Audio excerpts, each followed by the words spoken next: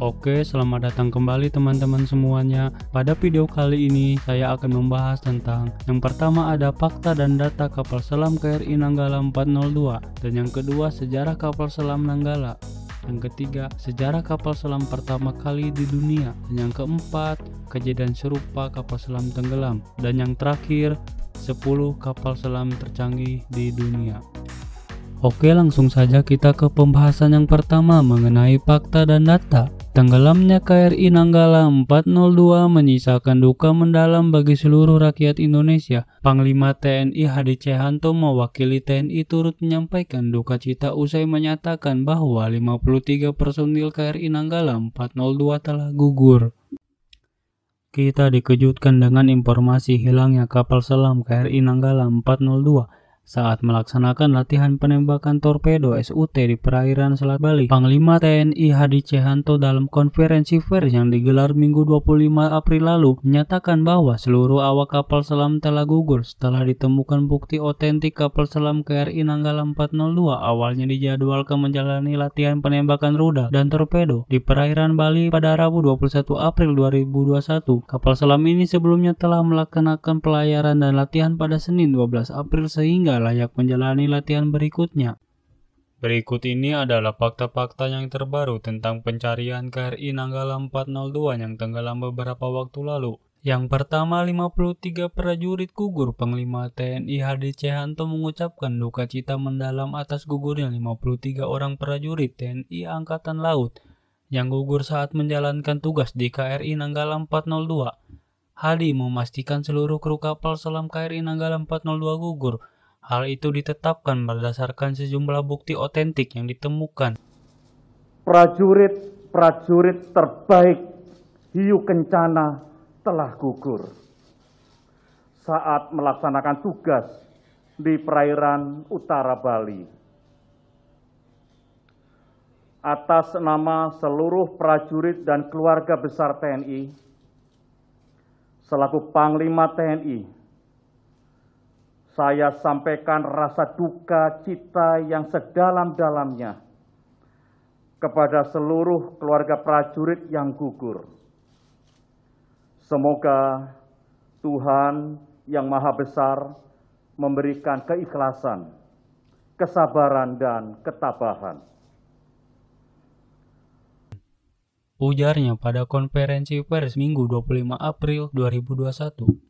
Dan fakta yang kedua, kapal terbelah menjadi 3. Kepala Staf Angkatan Laut Kasal TNI Yudo Margono menjelaskan KRI Nanggala 420 pada hari Minggu 25 April 2021 pada pukul 1 waktu Indonesia Tengah terdeteksi oleh KRI Rigel yang sedang melaksanakan multi-beam exosonder dan pada pertama kali diketahui pada kedalaman 800 meter. Dan fakta yang ketiga, kedalaman 838 meter, Yudo Margono mengatakan pada pukul 9.04 waktu Indonesia Tengah, ROP Singapura mendapatkan kontak visual dengan KRI Nanggala 402, tepatnya pada posisi berjarak kurang lebih 1.500 yard dari arah selatan pada kedalaman 838 meter. Beberapa hari lalu, pengguna media sosial mengungkap kedalaman Laut Bali. Di lokasi hilangnya kapal KRI Nanggala 402, hampir setinggi Burj Khalifa, Dubai, Unit Emirat Arab, menara tertinggi di dunia itu memiliki tinggi 828 meter. Dan fakta yang keempat, bukan human error. Yudo Margono mengatakan bahwa KRI Nanggala 402 tenggelam terjadi bukan karena kesalahan manusia, tetapi faktor alam. Menurutnya, proses menyelam itu sudah melalui prosedur yang benar. Jadi mulai laporan pengalaman, kemudian terdengar penjejak kemarin itu sudah melaksanakan peran persiapan kapal bertempur, kemudian peran menyelam dan sebagainya. Selain itu, kata Kasal bahwa saat menyelam juga diketahui lampu kapal masih menyala semua. Hal ini berarti tidak terjadi blackout. Namun saat menyelam, kontak dari kapal langsung hilang dan nantinya akan diinvestigasi. Mungkin hanya itu saja fakta dan data yang saya ketahui. Kita doakan semoga seluruh awak kapal KRI Nanggala 402 yang berjumlah 53 orang itu diberikan tempat yang layak di sisi Tuhan dan seluruh keluarga yang ditinggalkan diberi kesabaran. Amin. Sekarang kita masuk ke sejarah kapal selam Nanggala. Kapal selam Nanggala atau yang juga dikenal sebagai kapal selam RI Nanggala II adalah kapal selam kedua yang dimiliki Indonesia setelah kapal selam Cakra. Kapal ini dibeli Indonesia pada tahun 1981. Sejarah kapal selam Nanggala II dipesan tepatnya pada 2 April 1977. Kapal ini dibangun oleh perusahaan pembuat kapal Howard Work de Swiftware dari Kiel, Jerman. Kapal Nanggala II selesai dirancang pada 6 Juli 1981 di kota Kiel. Kapal selam Nanggala II diberikan kepada pemerintah Republik Indonesia yang diwakili oleh Duta Besar Republik Indonesia untuk Republik Federal Jerman Joseph Mustika.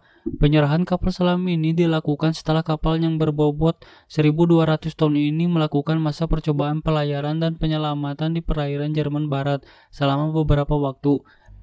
Kemudian sekitar awal Agustus 1981, di bawah komando Letkol Laut Arman Aksia, kapal Nanggala II meninggalkan perairan Republik Federal Jerman menuju tanah air dengan membawa 38 awak kapal. Nanggala pertama kali diumumkan kepada publik saat ulang tahun ke-36 Tentara Nasional Indonesia (TNI) pada 5 Oktober 1981. 16 hari kemudian kapal ini dilepas tugaskan oleh Menteri Pertahanan dan Keamanan Federal M. Yusuf. Operasi Nanggala II pertama kali dilakukan pada 1990-an. Pada April sampai Mei 1992, KRI Nanggala ditugaskan untuk menjalankan sebuah misi intelijen di Samudra Hindia. Dilanjutkan pada Agustus sampai Oktober 1992, KRI Nanggala bertugas di Timur Timur. Misi ini dilakukan bersama dengan KRI Cakra 401 untuk melacak pergerakan pasukan internasional untuk Timur Timur setelah mereka berlabuh di sana. Dan pada tahun 2002, Nanggala berpartisipasi dalam beberapa latihan angkatan laut, termasuk latihan kesiapan dan pelatihan kerjasama terapung pada tahun 2002 sampai 2015. Latihan ini berlangsung di perairan Laut Jawa, Selat Bali, dan Situ Bondo. Pada tahun 2004, tanggal 8 April sampai 2 Mei 2004, KRI Nanggala bertugas di Samudra Hindia dan berhasil menenggelamkan kapal yang sudah dinonaktifkan. KRI Rakata adalah kapal tunda samudra buatan 1982.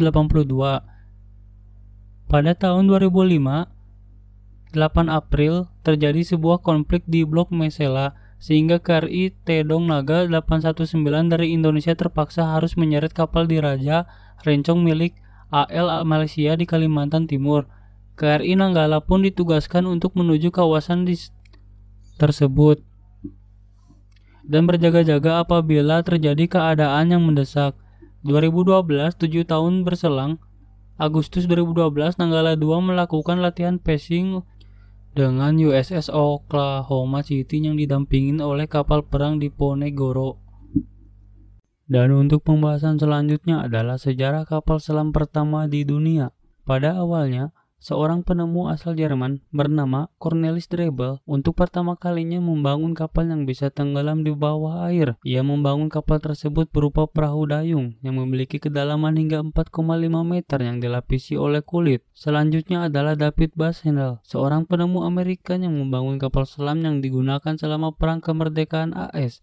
Kemudian penemu Amerika lainnya yaitu Robert Fulton membangun kapal serupa namun kecil, kemudian diberi nama Nautilus yang memiliki bahan peledak. Lambat laun kapal jenis ini semakin dikembangkan. Banyak penemu menguji kapal dengan tenaga uap, bensin, hingga baterai. Dan akhirnya pada awal abad 20 ditemukan kapal selam bertenaga diesel. Mesin diesel tersebut sanggup menggerakkan kapal saat di bawah permukaan air. Kemudian ditemukan kapal selam bertenaga motor listrik dengan baterai sebagai sumber energi. Kapal dengan diesel listrik ini digunakan saat Perang Dunia I dan Perang Dunia II. Kemudian Angkatan Laut AS menggunakan kapal selam bertenaga nuklir bernama USS Nautilus untuk pertama kalinya pada tahun 1954. Dan untuk pembahasan selanjutnya ada kejadian serupa di seluruh dunia tentang kapal selam tenggelam. Yang pertama di sini ada kapal selam Kursk. Kapal Kursk atau K-141 Kursk merupakan kapal selam rudal jelajah kelas Oscar II buatan Rusia Dilansir dari Nepal Teknologi, pada Desember 1994, Kursk jadi salah satu dari 30 kapal yang ambil bagian dalam latihan Summer X yang ditugaskan Angkatan Laut Rusia pada 12 Agustus 2000. Kursk tenggelam di Laut Barents. Kursk mengalami ledakan saat bersiap menembakkan torpedo tiruan selama latihan. Kebocoran heat test peroksik HTP dari salah satu torpedo Type 69 diyakini telah menyebabkan ledakan tersebut. Terdapat 118 orang dalam kapal selam tersebut. Masih ada 23 orang bertahan di kompartemen ke-9 ketika kapal selam menghantam dasar laut. Sayangnya mereka kemudian meninggal karena kekurangan oksigen.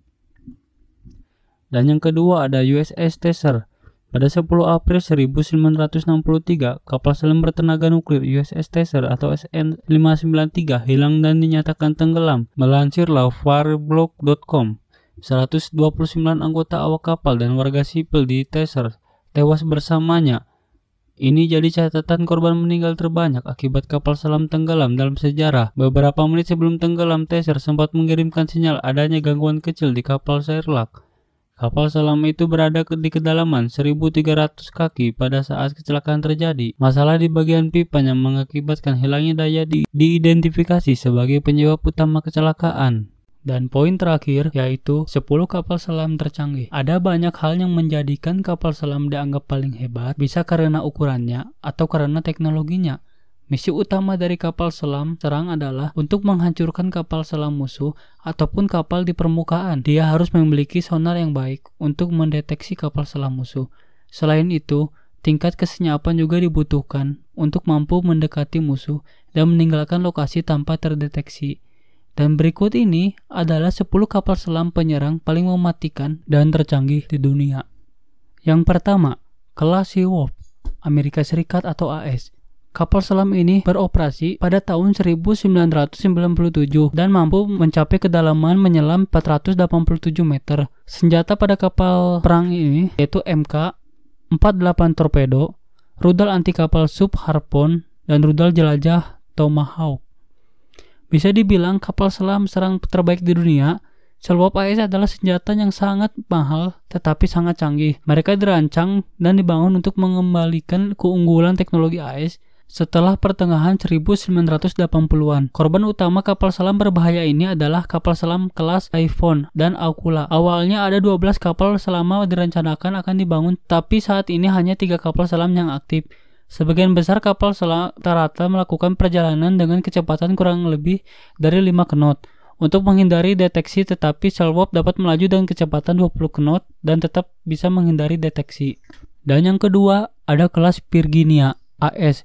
Kapal selam ini beroperasi pada tahun 2004. Kedalaman menyelamnya bisa lebih dari 250 meter. Senjata torpedo MK-48, rudal anti kapal sub Harpoon, rudal jelajah Tomahawk. Penerus kapal selam Los Angeles, kelas Virginia dirancang sebagai alternatif yang lebih kecil, lebih murah dan lebih serbaguna. Menjadi kebanggaan Angkatan Laut AS, kapal selam kelas ini menggabungkan lapisan anekoik yang baru dirancang, struktur deteriorasi, dan sistem propulsi baru untuk memberikan ciri akustik yang rendah. Kapal dilengkapi dengan 12 tabung peluncuran vertikal untuk rudal jelajah Tomahawk.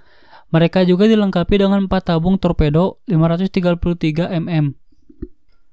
Untuk kelas yang ketiga yaitu kelas Astute, Inggris Raya. Beroperasi pada tahun 2010, kedalaman menyelam lebih dari 150 meter. Senjata torpedo service, rudal anti kapal sub Harpoon, rudal jelajah Tomahawk. Pertama kali ditugaskan oleh Royal Navy, Angkatan Laut Inggris Raya pada 2010. Kapal selam bertenaga nuklir Astute kelas ini dirancang dengan kapal selam untuk peperangan masa depan. Kapal selam ini diproyeksikan menggantikan kapal kelas Windsor yang sudah tua, dilengkapi dengan 6 tabung torpedo 533 mm. Kapal ini dapat menembakkan torpedo service, rudal anti kapal sub Harpoon, dan rudal jelajah Tomahawk. Kapal selam modern ini menetapkan standar untuk seluruh angkatan laut kerajaan Inggris dan hal senjata. Kapal selam yang keempat adalah kelas Grenay, Rusia, beroperasi 2013. Kedalaman menyelam sekitar 300 meter. senjata berbagi torpedo, anti kapal, dan rudal jelajah. Proyek Rusia 885 Yasen diberi nama kode Granny Class oleh NATO, adalah kapal selam nuklir terbaru Rusia. Kapal selam utama Serpik telah dipensiunkan pada 1993 karena masalah pendanaan. Proyek kapal selam baru dilanjutkan kembali pada tahun 2013 oleh Angkatan Laut Rusia. Rusia rupanya memiliki 6 unit kapal selam yang dirancangkan untuk konstruksi guna menggantikan kelas Akula yang sudah berusia tua. Kelas Granny memiliki 24 tabung peluncuran vertikal untuk rudal jelajah dan 8 tabung torpedo 650 mm untuk rudal torpedo anti kapal. Dan kapal selam yang kelima adalah kelas Sierra 2 Rusia, beroperasi pada tahun 1992, kedalaman menyelam sekitar 400 meter, senjata torpedo, rudal anti kapal selam SSN-15 Starfish atau SSN-16 Stallion, rudal jelajah SSN-21 Samson. Kapal selam penerus kelas Alphanas seri Sierra 2 ini memiliki 2 lambung titanium yang ringan dan kuat. Kelas Sierra dapat beroperasi pada kedalaman luar biasa. Hal ini telah mengurangi tingkat kebisingan yang terpancar dan meningkatkan ketahanan terhadap kerusakan torpedo. Kapal selam yang keenam adalah kelas Los Angeles AS, beroperasi pada tahun 1988. Kedalaman menyeram mencapai 450 meter. Senjata yang dimiliki torpedo MK48, rudal anti kapal subharpun, dan rudal jelajah serangan darat Tomahawk. Meskipun menua dibandingkan dengan Sewap dan kelas Virginia, Angkatan Laut AS saat ini mengoperasikan sekitar 40 dari kapal selam ini. Mereka telah terbukti menjadi platform ASW yang sangat bagus. Kelas kapal selam ini memang memiliki susunan senjata yang sangat kuat. Tabung peluncuran vertikal khusus menembakkan rudal Tomahawk seperti alternatif yang lebih baru. Kelas ini juga mampu mengoperasikan di bawah es, cuaca dingin tidak menjadi masalah. Dan kapal selam yang ketujuh adalah kelas Akula Rusia, beroperasi pada tahun 1986. Kedalaman menyelam sekitar 300 meter. Senjata torpedo dan misil. Salah satu kapal serang paling populer dan kebanggaan Rusia adalah kelas Akula, yang pertama kali diluncurkan pada akhir 1980-an. Mereka menandai peningkatan drastis pada desain kapal selam Soviet. Mereka jauh lebih tenang dan memiliki sensor yang lebih baik daripada SSN sebelumnya. Kelas Akula 2 menjadi kapal selam Rusia pertama yang benar-benar lebih tenang daripada kapal selam AS terbaru pada saat itu. Kapal ini memiliki 4 tabung torpedo 650 mm dan 4 tabung 533 mm. Dan kapal selam yang ke-8 adalah kelas Soryu, Jepang, beroperasi pada tahun 2009. Kedalaman menyelam sekitar 250 meter. Senjata yang dimiliki torpedo tipe 89, rudal anti kapal subharpun, pertama kali ditugaskan pada 2019. Kelas Soryu sebenarnya memiliki sistem propulsi bertenaga diesel. Mereka juga menggunakan sistem propulsi independen udara yang memungkinkan mereka tetap terendam dalam waktu lama tanpa muncul ke permukaan untuk mengisi baterai. Ini meningkatkan daya tahan mereka yang terendam dengan berminggu-minggu dari hari ke hari. Kelas Soryu memiliki desain hidrodinamik dan dilengkapi dengan lapisan anekoik. Interiornya juga dilengkapi dengan isolasi suara untuk komponen loader sistemnya. Dan kapal selam yang ke-9 adalah kelas Ohio AS, beroperasi pada 2006. Kedalaman menyelam mencapai 300 meter. Senjata yang dimiliki torpedo MK48, rudal jelajah Tomahawk. Awalnya dirancang untuk membawa rudal balistik antar benua yang memungkinkan mereka menyerang dari bawah permukaan air. 4 anak tertua dari kelas Onio diubah menjadi 2002 dan 2008 untuk membawa rudal jelajah sebagai gantinya. Ohio, Michigan, Florida, dan Georgia memiliki rudal balistik Trident 2 diganti dengan rudal jelajah Tomahawk yang lebih kecil. Setiap kapal yang dikonversi sekarang mampu membawa sekitar 154 rudal ini. Kapal ini juga dilengkapi dengan tabung torpedo sepanjang 533 mm. Dan kapal selam yang ke-10 adalah kelas Oscar 2 Rusia, beroperasi pada tahun 1986. Kedalaman menyerang mencapai 500 meter. Senjata yang dimiliki berbagai torpedo dan rudal anti kapal. Rudal jelajah P-700 Granit SSN-19 Seafrag. Dikenal oleh Rusia sebagai Project 949A NT. NATO menunjukkan kelas ini sebagai Oscar 2. Oscar 2 adalah kapal selam terbesar ketiga dalam hal perpindahan dan panjang. Panjang kapal selam ini hanya kalah dari kelas Typhoon Soviet dan Amerika Ohio. Dari 19 kapal yang dirancangkan saat ini, Rusia hanya memiliki 11 kapal selam jenis ini. Kapal selam besar ini dilengkapi dengan tabung torpedo 650 mm dan 533 mm yang dapat dimeluncurkan hulu ledak.